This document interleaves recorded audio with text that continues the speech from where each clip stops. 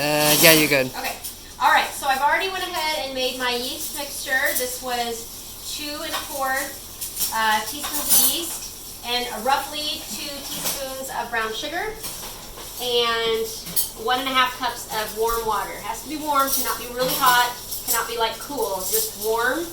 Otherwise you'll kill your yeast if it's too hot. They won't work if it's too cold. So that's what's in here. That's been sitting for 10 minutes. So now that that is done, you're going to mix about 3 to 4 cups of flour in with this. So again, I'm not super specific. It doesn't need to be totally flat on the top or whatever. Oh, I forgot to put my oil and my salt. I'll do that here in a minute. Okay, so 3. This is supposed to be a how-to tutorial and you forgot a step. It's okay. It's all right.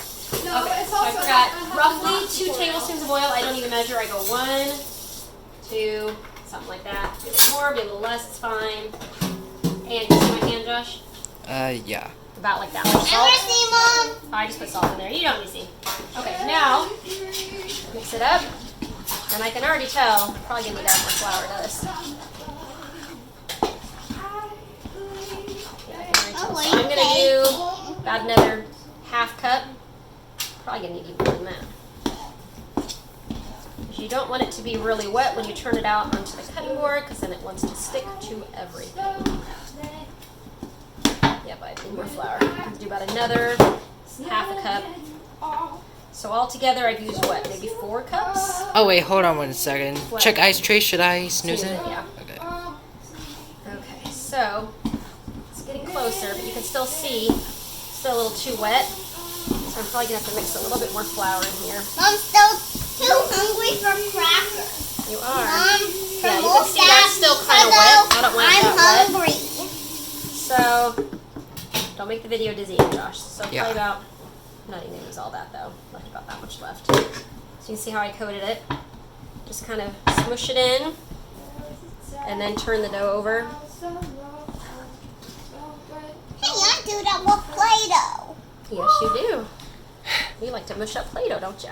Yeah, but this is pizza dough, not Okay, Play-Doh. so this is still Play-Doh. wetter than I like, but I'll show you what I'm gonna do. Even though it's wetter than I like. Hi, guys. I did not spray these. Okay, do you need 2 glass bowls off to the side? Spray Hi. with oil. I usually do that first. Okay, then get some flour and well flour your cutting board like this. So Mama. look at the consistency of this dough. Can I stop, please? You need to back up so Josh can see this. So it's still pretty wet. I wouldn't say pretty wet, but it's still damper than I like. So I put it here, and it's going to start sticking to my hands. So I'm just going to flip it over so it gets on the floury side. This is flour, so it's not really going to stick very much. So you're just kind of flopping it around a little bit, kneading it just a little bit. Some of that flour on my hands so it doesn't stick to me.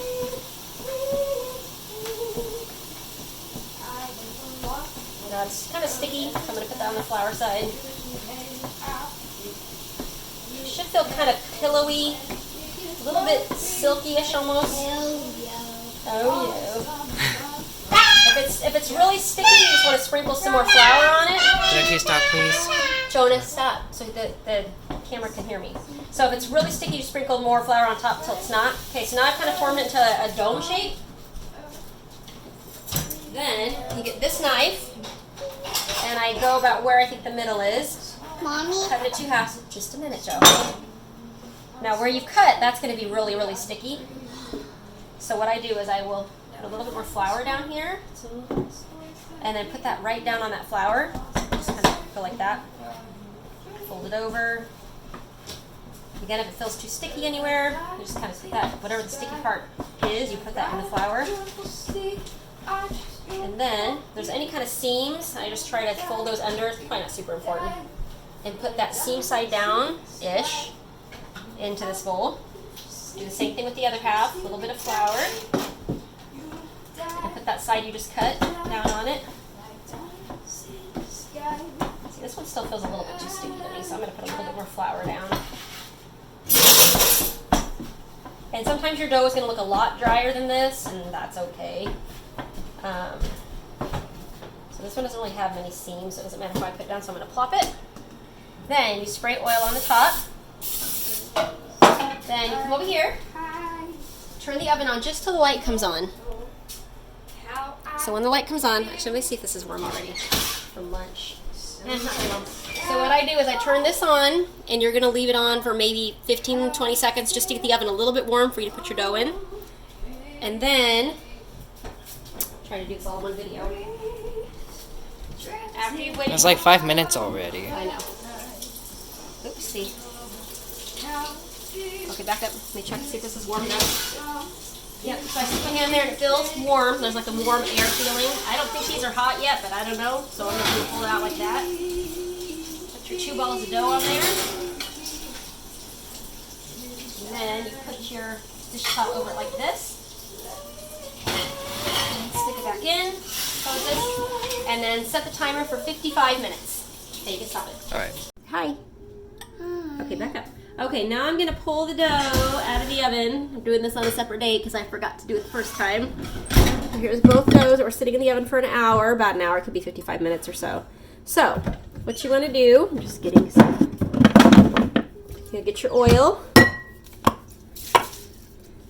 spray some in your hand, like that.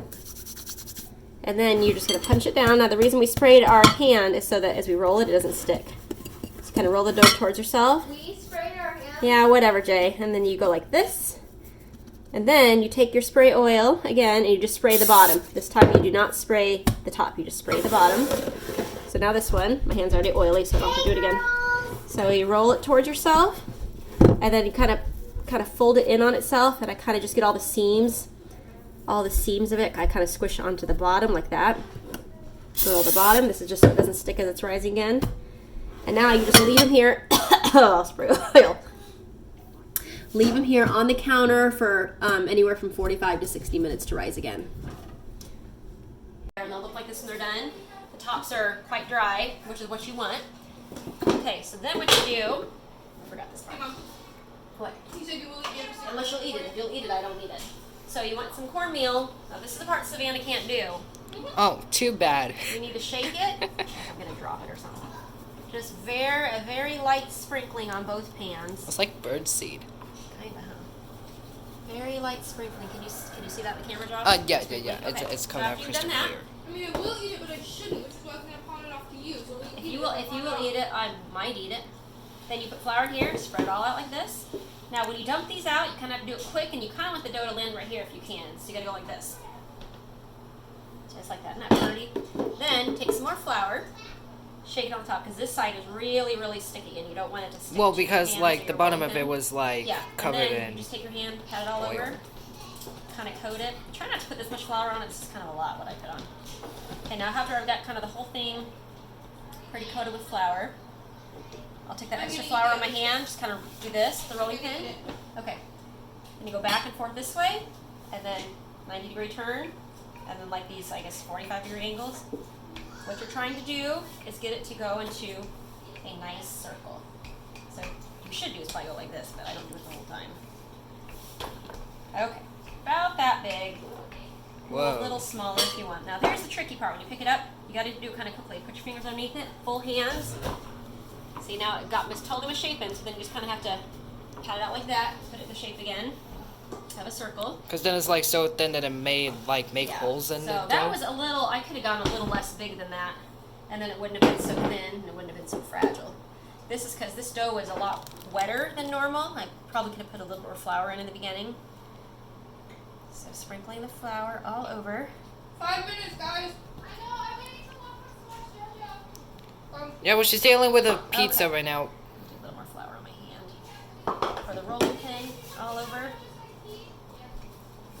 This way. Again, we're trying to get the, see, it's not circle, so we gotta make it be a circle.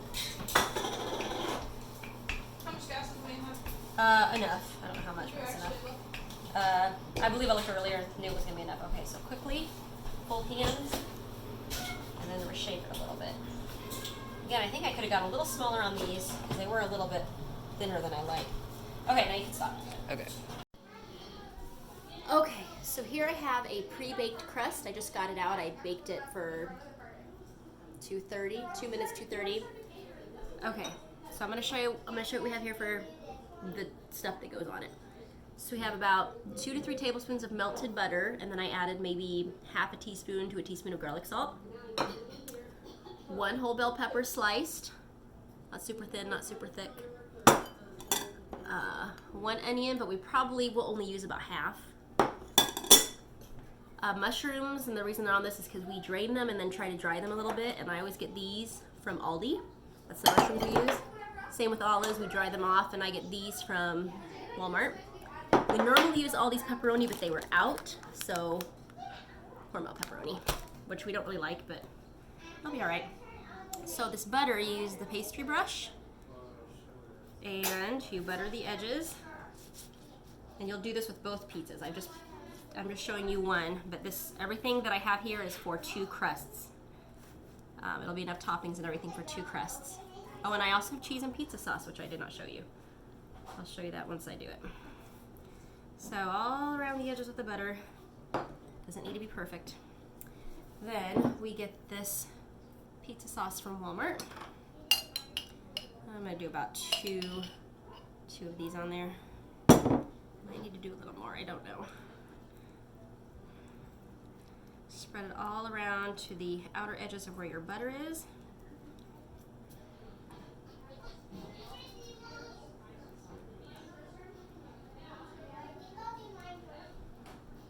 Okay, so that looks about right. I know you can't see the whole pizza, but well, looks about the same. Okay, so the after sauce, we will do pepperoni. Let me see if I can angle this down a little more. There we go. So pepperoni all around the edges.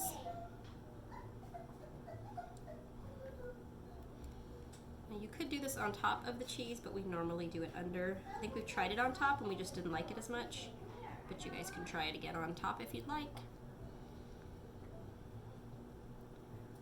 It's usually at roughly 20 pieces of pepperoni per pizza. Sometimes a little over, sometimes a little under. Okay, so there's all the pepperoni.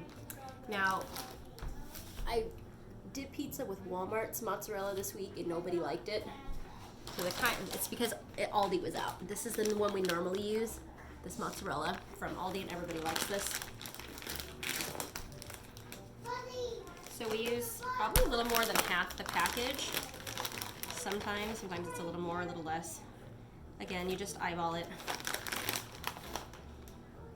Pizza's very forgiving.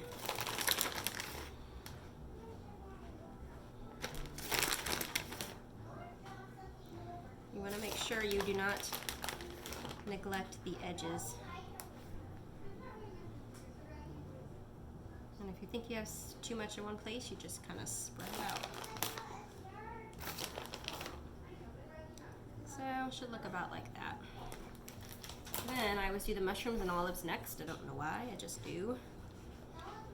Now, this first pizza, I always do mushrooms on the whole thing. And then on the second pizza, I only do mushrooms on half because that's the pizza Dad has half of and he doesn't prefer mushrooms. Again, I'm only showing you this pizza. I'm not gonna show you me decorating the other one. So I use about that much maybe and leave about that much for the second pizza. Because I only do half on the second one. And then the olives, do about half on this one, and then the other half on the other pizza. Where's the circle you cut?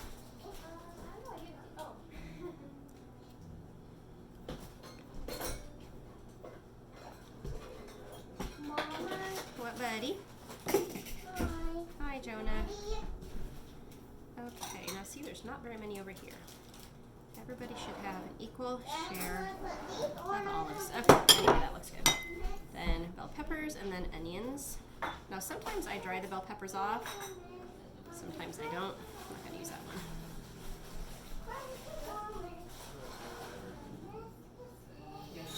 Yeah, that looks about good. Okay, and I'll save the rest for the other pizza. Here is the onion.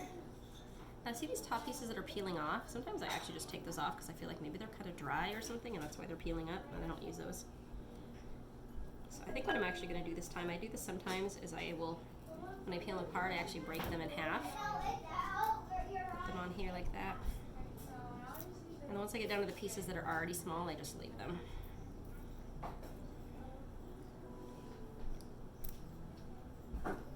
So these ones I'm gonna break in half because these are a little bit big. Are you recording? I am recording. Hi, Ariel. Hello. So, again, this is a whole onion. I'm probably only going to use half for just both pizzas and then save the other half for something else. So, that looks about good. So once you have it like this, you will put this in the oven for 10 minutes and 30 seconds. It's not moving. I was just. Oh no.